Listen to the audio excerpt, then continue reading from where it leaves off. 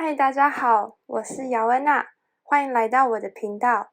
Hello everyone, I'm Yaona. Welcome to my channel. In the beginning, I will be using Mandarin, but you can turn on CC for English subtitle. 一开始我的频道会先用中文，但是会配上双语字幕。如果有发生中英交杂的状况，那我就会在字幕那边放上翻译。这是我第一支影片，所以完全素颜，没有美肌，没有化妆，头发绑起来可以看到我的脸型。我想要先跟你介绍我的肤况跟我不完美的地方。目前我的肤质是混合偏油，眉中然后这个整个 T 字到下巴都会出油，还有稍微一点眼皮，然后眼下，然后鼻翼延伸出来这个区域也会出油。鼻翼跟鼻下的毛孔是最粗大的地方，然后这边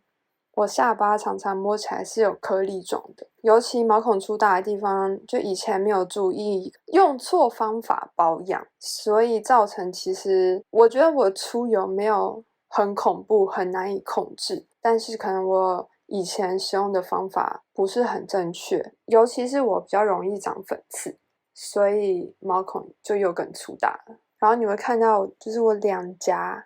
眼下这部分，就是都有晒斑，因为我之前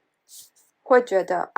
紫外线没有很强的时候，我就懒得擦防晒，所以我现在就有一点斑哦，尤其是其实我手臂上面也都是斑，但是因为我的斑跟我肤色很像，所以看不太出来。但是就是用肉眼镜看，你会觉得有一点一点的。当然是我自己看就会觉得很想要改善，就是斑的地方就会让我看起来没有那么白。对，我跟就是一般台湾人一样，我就是觉得我就是很想要白，但我就是一直我真的就是最白就大概就这样吧。尤其是我吃蛋奶类的，我都会这边现在已经好几个月永远好不了，有点放弃。对，我只要吃蛋奶类，我两颊就会开始先变红，然后就如果真的一直在吃，每天吃的话，让这边就会这样一点一点的，所以我就必须要停止吃蛋奶。我觉得非常没有自信、很不完美的地方就是我非常讨厌我的鼻子，我觉得我的鼻子那个鼻头很圆，就整个这边看起来很圆，然后这边有一块是这样，就是有一个这边很凹进去这样子，然后你仔细看，尤其是这样子，我的眼头这边是方的，然后我是一个没有尖眼头的人，然后我眼尾现在国外这个叫做 hooded eyes， 然后整个是垂下来，一直垂到下眼睑的这边，就我是完全没有办法画一个很粗的猫眼的那种眼线，但是呢，我希望就在我的频道，我会练习，就是练习到，说不定我可能可以直接忽略我这个下垂的地方，或者是用什么方法，就是我画的时候，我就要忽略这边，然后呢，可以画一个从这边这样延伸，因为你看我现在这边没有办法这样延伸，因为我的眼垂就垂下来，但我一直很想要画猫眼，所以我真的很想要让它可以发生。然后尤其这个灯打下来，你会看到我整个嘴唇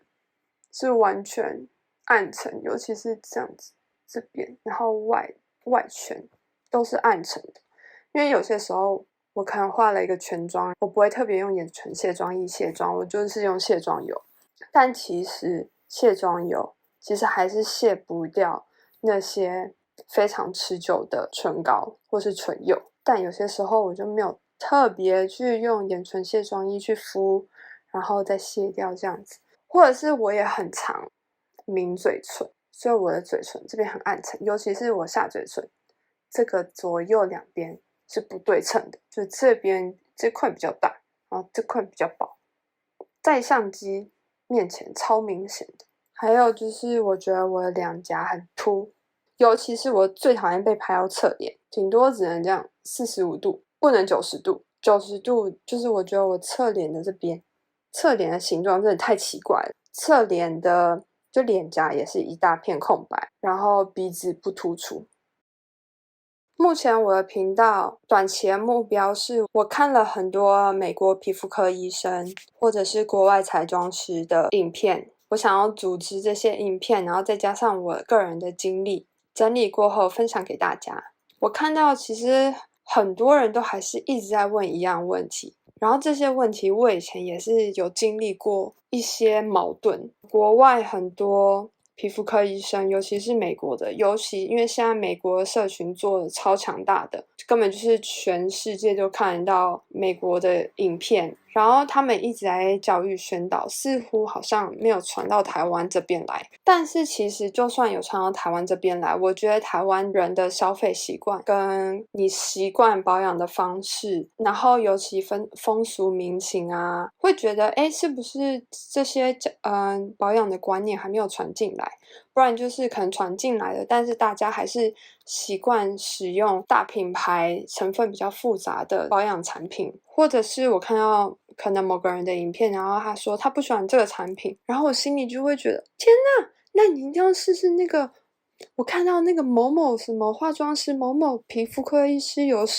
讲说要怎么样使用这个产品，然后更好吸收，然后我就觉得天哪，好想要跟他们分享，但是我不想要在底下留言，然后好像我自以为很厉害的那种观众。那我就开频道分享我在别的地方看到的资讯，化妆师适用的手法，让我就分享给你们看。再来就是为什么我过了那么久才开我自己的频道，尤其是从大概5-6年前，时不时就会有朋友问我说想不想开一个我自己的频道。我每次都觉得不行啦，我觉得我可能开频道一次要花好几万块，买很多产品，我才有办法生产这么多影片。尤其是我使用的习惯是，像保养品的话，我可能是买一些，假如说精华用完，那我就会买精华，化妆水用完我才会买化妆水，顶多在周年庆的时候，我可能只会去选一个品牌，然后买一组，我不会就是整个买好买满，然后囤很多这样子。所以我就一直有个障碍，觉得我产品不够多。如果我今天只做一个影片，我可能一次只能分享一个产品，可能没有那么密集的一直有新东西，所以我就觉得我可能开不成这个频道，因为我就没有东西可以讲。再就是呢 ，Instagram 跟 YouTube 上面很多人看起来都很完美，我觉得我的五官一点都不完美，然后我觉得我脸非常不上相，没有办法站在镜头前面，就是人是视觉动物吧。如果你看到一个不是长得很漂亮，或者是不是很有自信的人，在镜头前面讲得头头是道的，你就会觉得，我就一直觉得我的五官很不完美，然后不是一个很完美的画布，不适合在网络上献丑。但是我这好几个月来，我看了超多不是 YouTube 的影片，然后上面真的各式各样的人都有。可能你是身体失去某个部位啊，或者是你先天可能哪里长得不好，精神病的人啊，烧伤的人，甚至看不到的人都可以讲化妆。这世界上一定有跟我一样困扰的人，就觉得自己的脸、自己的五官很不完美。尤其是我可能，假如说我现在去专柜，我就会觉得特别害羞，因为第一，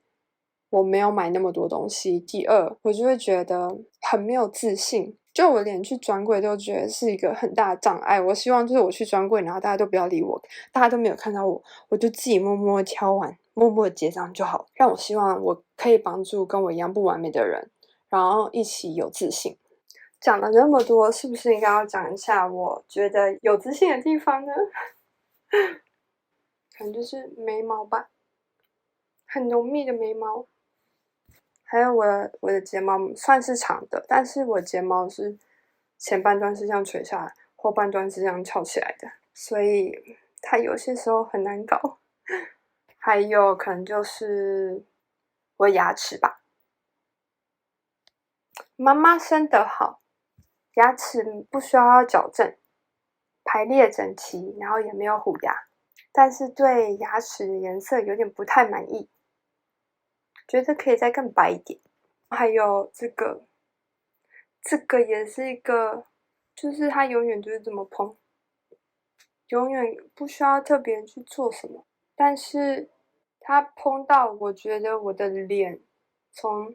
侧面这样看过去是一条平的线。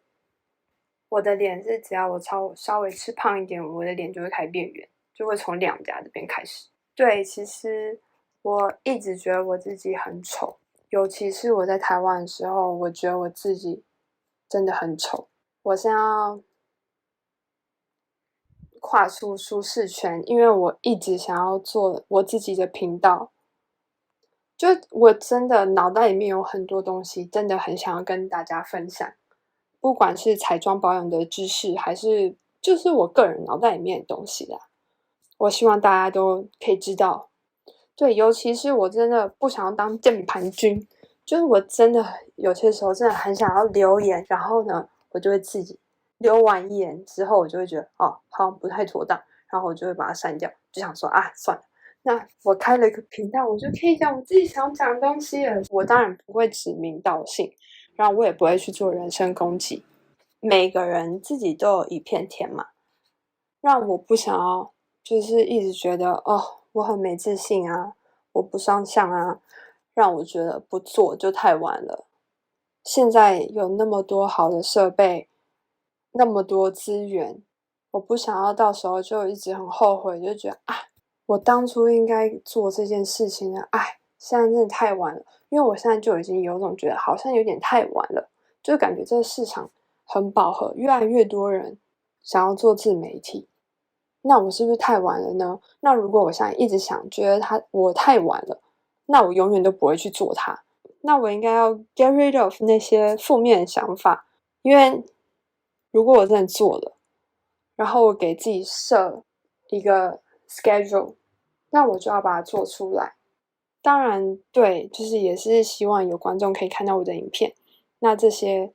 投广告的那些东西都还是其次，真的是就是一开始一定要跨出那一步，然后把它做出来。哦，有一点开始 off topic， 但是呢，我希望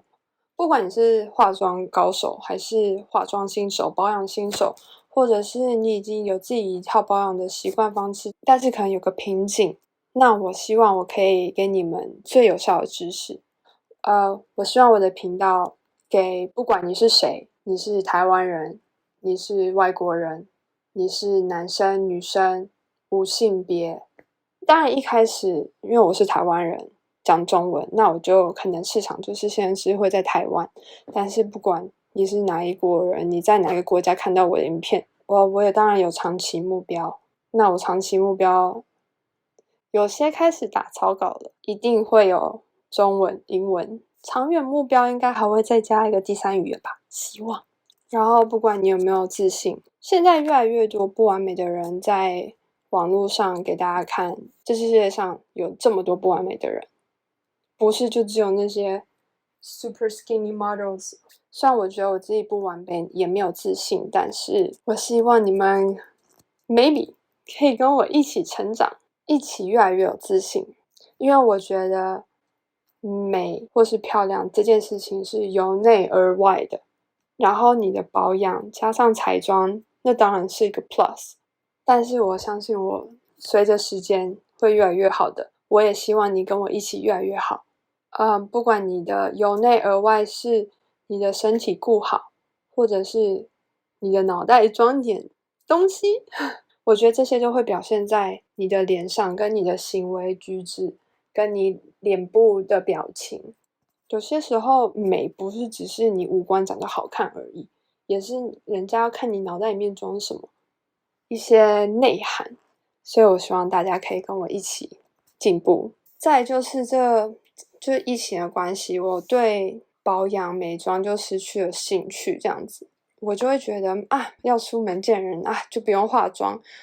再加上我之前长期住在国外，其实国外很干，然后冬天的时候我就会觉得哦，我只想要用保湿就好，就是我不要觉得我的脸开始有脱皮，或是觉得紧绷要裂开的感觉，就我只是觉得哪个保湿就可能就只擦乳液或乳霜吧，可能有出门只是去超市也不需要化妆啊，然后戴着口罩我就顶多就只是化个眼妆而已吧。然后我年初回来台湾就发现台湾广告真的太会打了，打到我觉得天哪，我每个人都想买。然后那时候我就在那个 Facebook 上面的社团，然后想要卖我不想要的东西。大家的消费能力都比我更厉害，然后他们有更多的东西可以卖。其实我觉得这对我还不错，因为可能有些人的二手啊，或者是他们可能一次买很多，然后用不完便宜卖掉，那我就可以买这些东西来使用，对吧？对 ，anyway， 我觉得有些人会把东西拿出来卖，也是因为他们可能保养知识不足，或者是真的试用了，然后发现不适合他们的皮肤，或者是可能适合他们皮肤，但是不知道要怎么样正确使用，或是搭配产品，或者是不太能驾驭某一个化妆品，尤其是现在选项越来越多，品质越来越进步，然后等于是太多资讯了，可能很多人看得一头雾水，不知道要怎么样取决，不知道到底要听哪一个的。那我觉得就是你要先把底打好，我们再进阶。所以我现在就是我希望可以克服这些因素，可以每个礼拜至少发一个影片，讲我想要讲的东西。当然我不是皮肤科医生，我也没有受过这方面训练，但是我以前是念化学系的，当然我不是成绩第一、第二名的那一种，但是就是成分表啊那些，或者是什么油水等等那些基础的化学东西，那些我都还懂，我都还记得。哦，最后还有一点就是，因为我从国外回来的，然后所以你不会在我的频道听到欧美这两个字一起使用，因为欧洲是欧洲，美国是美国，两个风俗民情啊 lifestyle 是非常不一样的。美国人跟欧洲人的保养方式跟化妆习惯是不一样的，所以我不会把欧美这两个字放在一起使用。所以我可能像我刚才就会特别讲说，我是看美国皮肤科医师的影片，就是被推荐最多的，有一半以上应该都是美国的。欢迎大家在底下留言，告诉我需要哪里改进的地方，我说话的方式，或是你觉得哪一部分内容你觉得不妥，你觉得你不同意我说的，或是哪里讲的不够仔细，哪里你觉得有矛盾。我想要我的影片是让你们看得舒服的。所以不管是好的不好的，只要不是人身攻击的留言，我都很欢迎你们告诉我，让我一直不断持续的改进。如果你觉得你会想要继续关注我，看我有什么好讲的，这部影片按赞，然后订阅我的频道。我不强迫你开启通知，因为我是一个除了通讯软体以外都不会开通知的人。对，但是有订阅频道的话，假如说你现在点开你的 YouTube， 如果有出新影片的话，就会放在推荐那边。我想要发，当然预计是一个礼拜发一部影片，然后发越来越多影片，就一起进步，一起变美。谢谢你们啦，那我们下次见，ciao。